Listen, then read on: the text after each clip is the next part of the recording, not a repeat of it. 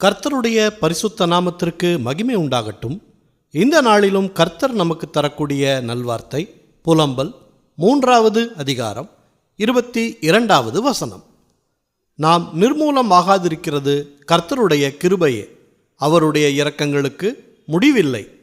பிரியமானவர்களே, எத்தனையோ பிரச்சனைகள் போராட்டங்கள் மத்தியிலும் கர்த்தருடைய கிருபை நம்மை காத்து அனுதினமும் வழி நடத்துகிறது. அந்த போராட்டங்களில் நாம் விழுந்து விடாதபடி, நிர்மூலம் ஆகாதபடி நிற்பது அவருடைய சுத்த கிருபையினால்தான். காலைதோறும் அவருடைய கிருபை புதிது என்று வேதாகமத்தில் வாசிக்கிறோம்.